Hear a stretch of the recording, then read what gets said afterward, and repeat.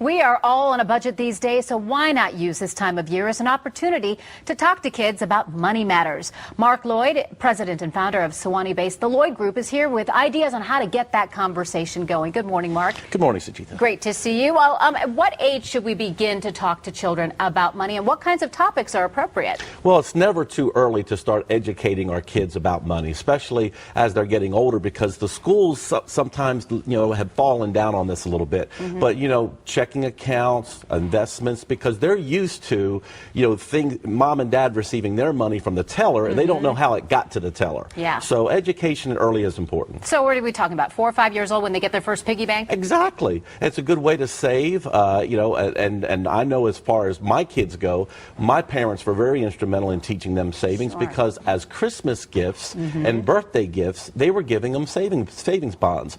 Instead of having a Christmas tree full of presents, which they had plenty of them as well, they always got from Grandma and Grandpa one gift, but a savings bond. And how did you explain to them what a savings bond was, so they had an appreciation for what it was now and what it would be for their future? Exactly. This is something we put away in a safe deposit box for your future.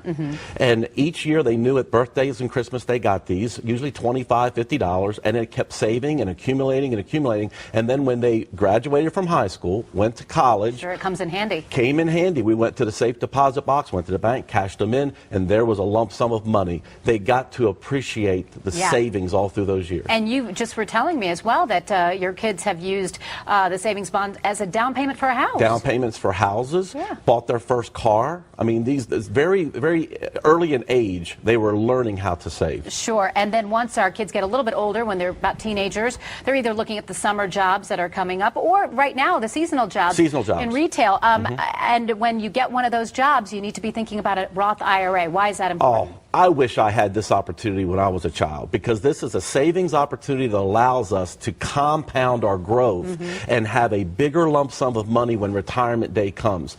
Again, I understand when we first get our first job, we want to go get the latest iPhone or the latest hot computer, but please be disciplined. Save a little bit, put it in a Roth IRA. All that money grows tax-free. Sure, that's amazing. And how much can you contribute per year? $5,000. That's significant. If you're under age 50, $5,000 per year. Got to have income, though, to justify it. And that money is compounding. We learned something in finance class called the rule of 72. Let's assume that the yield on that fund that Roth IRA is in is averaging 8%. Take 72 divided by 8. Every 9 years, that money's going to double. So if I'm sitting with 20 or 30,000 accumulated, 9 years from now, 60,000. 9 years later, 120,000. 9 years later, 240,000. You can see you get a nice nest egg when retirement day comes. That's something to get excited about, for sure. I'm getting excited thinking about it. It's a fun little math exercise to do with the kids as well. Okay, and what about end-of-year gifting from parents or grandparents or other relatives? Grandma and Grandpa. This is one of our most popular questions this time of the year on our radio show, Focus on Your Retirement, every weekend.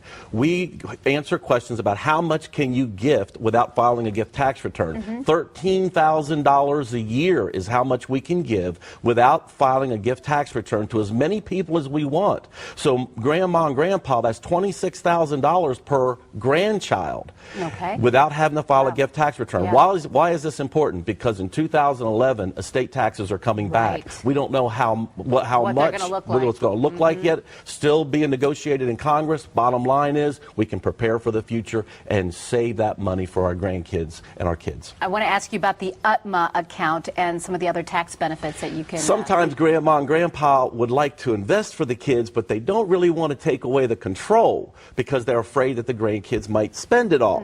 So what you can do, what you can do is you can set up what we call an UTMA account, Uniform Transfers to Minors Act, where Grandma and Grandpa still control the investment, how it's structured, but the taxes are based on the grandchild's tax rate, not Grandma or Grandpa. Rule to know, when they turn 21, it belongs to grandchild. Okay, but there is a tax benefit to having the account in the grandchild's name. Okay, and finally, a 529 plan where we're talking about saving up for college. Exactly, another way to gift, but this way we are saving it for college tuition and college funding. It's also transferable. Grandson gets a nice scholarship, you can transfer it to granddaughter. All that money's growing tax-free.